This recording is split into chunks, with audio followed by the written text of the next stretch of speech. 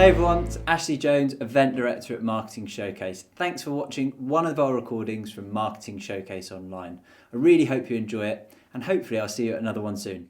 Hi everybody, I'm Katie, I'm from VOOBA. We're a digital marketing agency and I am the head of our social media department. I'm going to go through today how to grow, nurture and convert new business via social media. I've done a talk before previously that covered the basics of social media in terms of posting, organic and ads, and hopefully this is going to kind of take that to the next level. But if anybody has got any questions about any of the basics, please let me know at the end as well, because I'd be really happy to help. It's a subject that I'm really passionate about. So where to start? So first of all, we're going to go into engagement. What is engagement and why is it important? So getting social media engagement is more important than ever. Engagement is one of the metrics that social media platforms that use to determine where your content shows up in followers' feeds. When your followers consistently comment, like, share your posts, the platform sees it as a sign that they want more of that content. The types of engagement differ from platform to platform. So, for example, on Twitter, you might like or share or comment or follow hashtags. On Instagram, you've got the option to save posts, engage, that sort of thing. Facebook, you can comment, share. There's lots of different ways, and again, LinkedIn fairly similar as well, but they're fairly similar, but they differ in different ways as well. So the types of engagement that you do. Also, another thing for engagement is the more engagement you get, generally speaking, the more the algorithm will favor you as well. So it's not only getting you seen by more of the people that like you, you'll get seen by more, it'll increase your reach, you'll get seen by more people that maybe don't know as much about you. So types of engagement, what is engagement? So things like polls and surveys are really good to do. So especially polls are really good for people that aren't necessarily fairly chatty, you know, people that might comment, that might like a post, but not want to give any further comments or anything like that. However, by giving polls, they've still got to do a click of the button and can offer their opinions. Using the platform's in-house features, things such as polls, Instagram stories, there's lots of ask me a question, there's lots of polls on there, this or that. They're all really good to use because they're really easy for people to respond to, but also they all count as engagement metric. Running competitions or giveaways are really good because, again, gets people engaged, but also, shows that you're really good at, giving away your products as well. Posting optimal times is really good. Talk about your topic and not just your brand. So people will engage more with you if you're asking open-ended questions about a particular topic that's around what you do, rather than just talking about your brand all the time. Reposting, this is a really good one that I really love. Reposting customer or followers' posts, because that will make your customer feel valued. It'll also encourage other people to share your content as well, in the hope that you'll be sharing them at some point as well. And also it's a big endorsement for somebody to recommend your product. It would be it's so much more powerful than anything you could ever say about your business or your brand. Respond to each comment using the person's name to show that you're not a bot just replying to comments, and it really personalizes your response. It's really good, and again creates that other people might want to do the same to get your attention. Tag people in posts when it's relevant. So if you work with particular clients where if you do a particular job, let's say for a particular client, if your client says that that's okay, tag them in that post, because it will then put you out potentially into their audience, but also will show your potential audience the types of companies that you work with as well. So it'll help attract more of the work that you like doing. And then finally on this, I like to do something called a rule of 5. So if you can build 10 to 15 minutes at some point during your day, and it will really work well for you, and you'll reap the benefits from it. So if you tag in, if you support 5 comments, choose 5 people that currently follow you and support their content, whether it's comment, like, share, save. do that to support the people that currently follow you. Choose 5 people that you would like to currently be your customers that aren't your customers, and do the same there, because that will then get you noticed by them. And then choose another 5 places where your clients sort of hang out, the people that they follow, the companies that they follow, and comment, like, or share within those spaces as well, because it will get your name known in that arena and put you in front of them more and more. So I hope that helps with engagement. Any questions, put them in the Q&A. So once we've looked at how we can grow our audience and grow the reputation of our brand, taking it to the next level would be groups. So building this at groups, it's not just about groups, it's about building community online. So this is about getting people talking about your brand, and depending on the platform will depend on how you build that community. On Instagram, you can build a community on your page. Facebook and LinkedIn, you can build communities on your page. But most of that is about you broadcasting your messages and then people commenting on your messages. Next thing I want to talk about some more specifically here is groups. And groups is about getting people to talk about a topic that surrounds your business. I'm mainly going to talk about here about groups on Facebook. LinkedIn also have groups, as well as Facebook. But in my experience, and all the people that I work with experience on LinkedIn, the groups on LinkedIn aren't brilliant for engagement.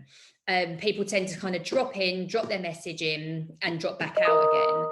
Whereas on Facebook, the communities tend to be a lot more supportive and talk to each other, which is the polar opposite of how the news feeds work. LinkedIn tend to encourage discussions and debates about certain things, whereas Facebook don't tend to do that so much. That sort of activity goes on within groups on Facebook.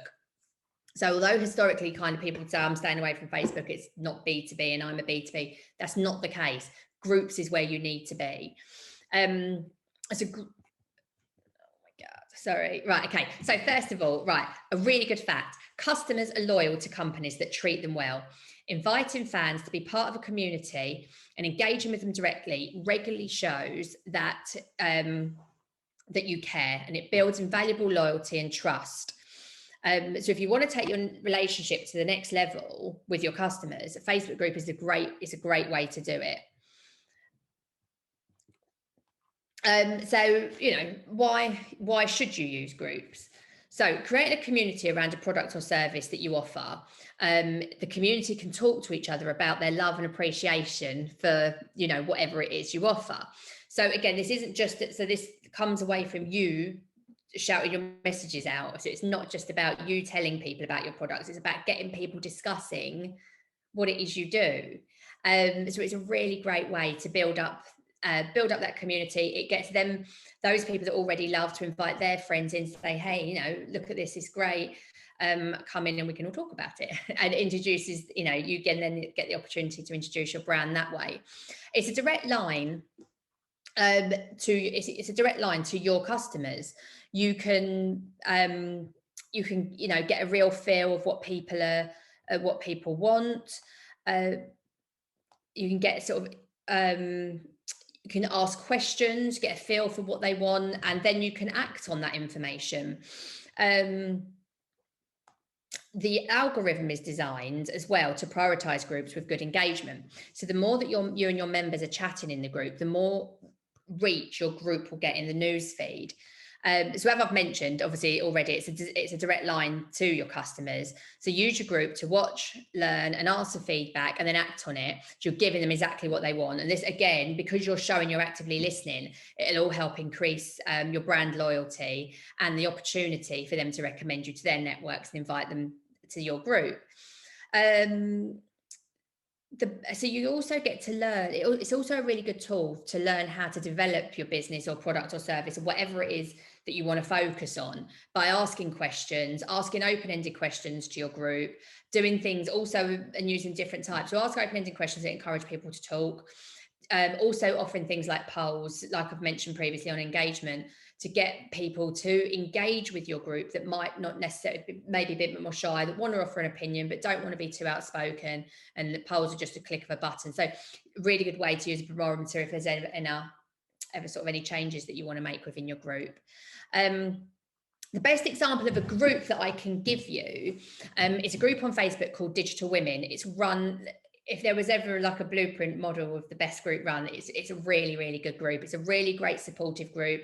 It's moderated really well, which again is another reason why Facebook groups work well. They tend to be moderated really well versus LinkedIn groups don't tend to be. So go and check out the Digital Women group on Facebook. It's run really, really well. And there you'll see what I mean. I've been telling Ashley for a really long time to set up a group for the marketing showcase and connecting all marketeers with each other, to share best practices, support, ideas, those sorts of things would work really well. And we've had the conversation a few times. And then I said, you've got to get in the Digital Women's group. And he has, and he can now understand what I mean and by how well it can work for the marketing showcase. So no pressure, Ashley, but hopefully watch this space. There'll be one coming soon. Again, any questions on this, please pop them in the Q&A. And then lastly, what we're going to do, so we've grown our audience, we've nurtured them and got them to love our brand. Now what we need to do is push ourselves a little bit further to people that don't already know of us and get the people that do, get them converting. So how do we do that? We can do that through ads.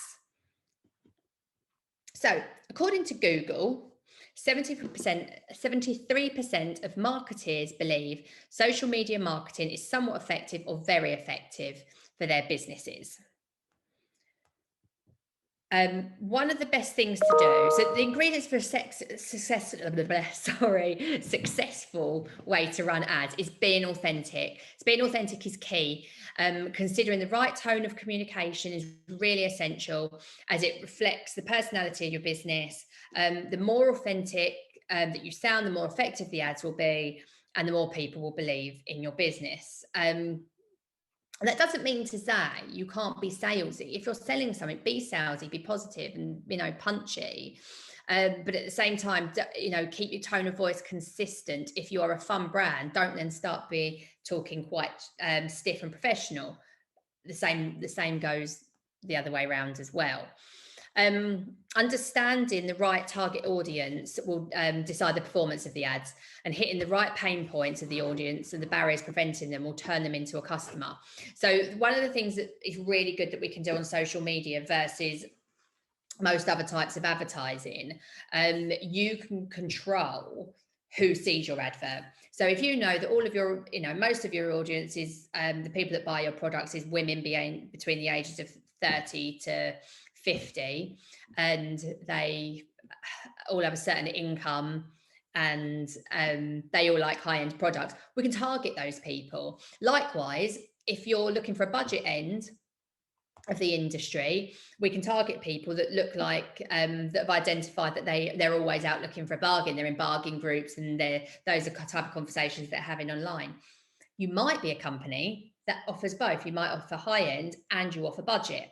That way, what we would do, we would craft campaigns, one to hit the high end, one to hit the budget end, and have ads to suit each target market to make sure that we're appealing to the right sets of people.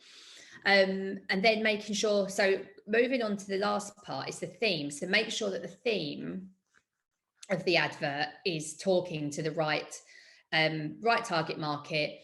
You create the consistency amongst your ads. So with social media, you put your ads out there, and then you kind of need to learn and test what works with what groups of audiences. So you do something and let it run and test it for sort of 4 weeks each time, only making very small changes if really necessary.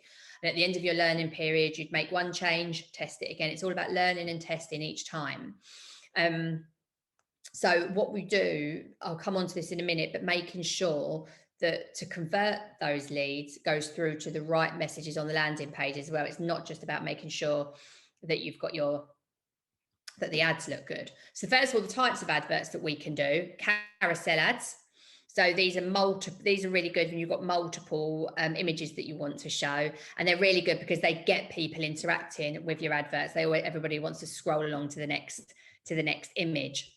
The other types of ads are single image ads, which can be really, if you've got one really strong striking image, they can work really well. Or story ads as well, really good. We can be really creative with story ads, and they take up the whole of the phone, which looks really great. And then we've got on retargeting. So with retargeting, you can remind people about the products that they've browsed or purchased on your website, mobile app, marketplace, Instagram shop, any of that. When you use these sort of ads, people automatically see the products that have been similar to them. So they're really striking. And if you use retargeting as part of the rest of your marketing mix, it massively increases the conversions of all of the other marketing activity that you do.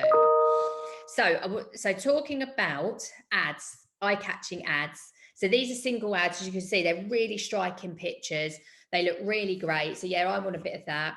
And then you need to make sure they've got all the right messages. Then the landing page that we're going through to is directly linked to the advert that we've got there. So what we want to do, we want to get people to sign up now. That was the main call to action of these adverts. The one in the middle is a glute guide, so you can download that there for free, but ultimately we want people to sign up right here rather than getting your ads just linking through to a generic homepage, which doesn't really, you know, it works, but you're leaving your audience to have to navigate to where they want to be.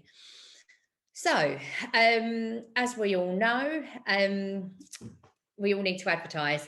I love this quote: a man who stops advertising to save money is like a man who stops a clock to save time.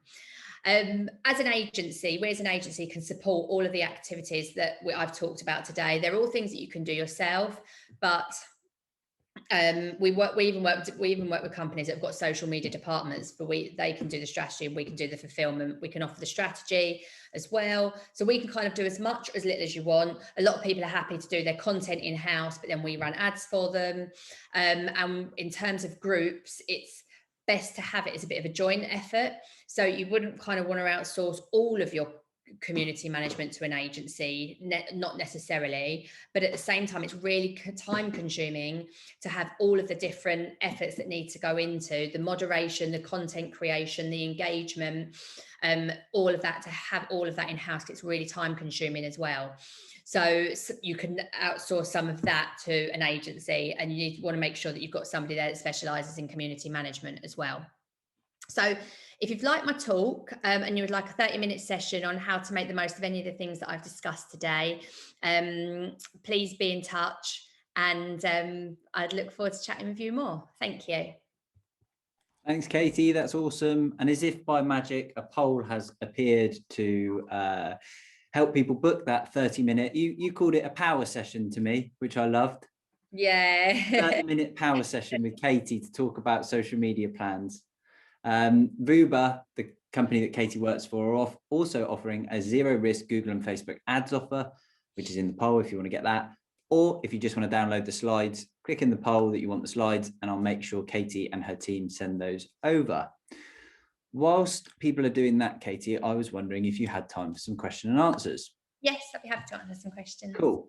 So yeah, if anyone wants to load question and answers whilst I'm speaking here, please do pop them in the Q&A bit at the bottom and I'll get to those. Rob's asked, have you got any good B2B groups on Facebook?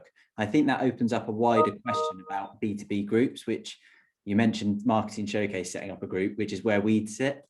Yes. Oh my goodness. Right, I'm put on the spot now. Yes, I do. If you want to leave your email address, I'll send some to you. I'm going to try and think of some. I know I have got some. I didn't want to put you on the spot there, Katie. You can send those over. That's cool. We can get a list of those over to Rob and maybe the other attendees. Maybe actually. I'll tell you what, I have got good ones. My husband's a gas engineer, and that's a really good one where I mean, whether that's the type of business that you're talking about, I can't remember what it's called now. You've got to be gas safe registered to be in the group, and people are in there sharing tips, but also suppliers of things can go in and talk about their products and stuff as well. So completely B2B. To be honest with you as well, that Digital Women page, you know, it is a load of businesses talking to other businesses about business. So, I mean, I joined the Digital Women page. I'm not a woman, just for anyone, just to clarify that. But I still joined this page, and it was great to just see that there's actually a group on Facebook that people are actually working on. They're actually using it. My experience of groups, generally speaking, I don't know whether you can back me up on this or whether there's any stats to how it's changing, has been that it's just a lot of people shouting about their own businesses.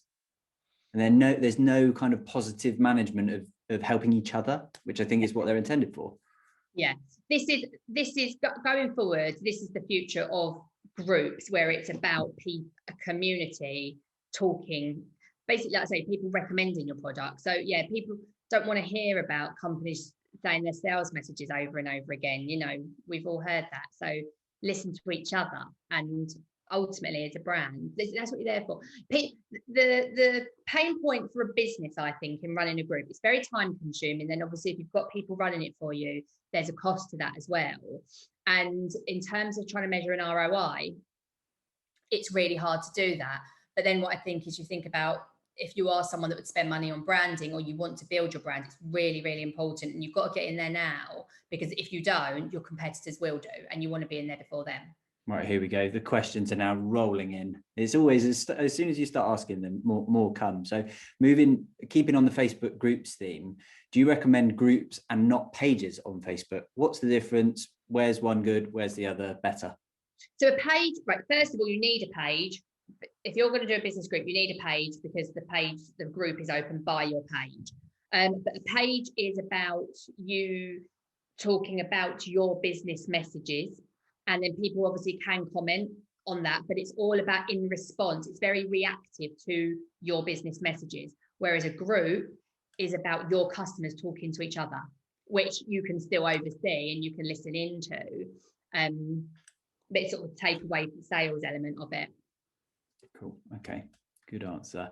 Patrick's asking about Apple iOS affecting Facebook advertising, updates on iOS and constant changes to the app. How does that affect advertising? And have you got any insight of moving forward where that might go? No, not at the moment, because it's really early days, and it's a bit of a pain. But if you listen to loads of seminars and this at the moment, a lot of people are saying that in terms of advertisers, may not get the same volume that you're currently getting, but the quality hopefully will be a lot better, because you're going to be getting people that instead of just say ticking let's take a broad example, someone just automatically ticking acceptable cookies box, you're actually choosing the content that you want to see. So a little bit like what we're going through in advertising at the moment already, where it's targeted. It's going to be really refined targeting. So it should probably bring the volume down, but the quality hopefully will get better. And that was your message on kind of growing social as well. There's kind of days gone by, you need 100,000 followers to make Facebook work, or you need this many likes on Facebook. Those were the metrics that we were measuring things by. And J Davies, I'm assuming that's an initial and a surname, it's not just a full name, J Davies. Any good tips to increase Instagram followers? Sorry, she's put thanks, or he's put thanks Joe as well. So I'm going off on one here. Too many coffees. Any good tips to increase Instagram followers? Should they be doing that? Are followers important, or really should they be spending their time finding that one follower that's spot on and is going to buy, or is right in the middle of their focus group? Yeah, so follower numbers is more of sort of a vanity metric to overall. However, it is nice to have a barometer of how what's happening with your followers. So mine never, don't take anything else away from today, don't do the follow to follow thing. Follow you, follow back. It's Instagram hate it. If you keep doing it, you'll get blocked.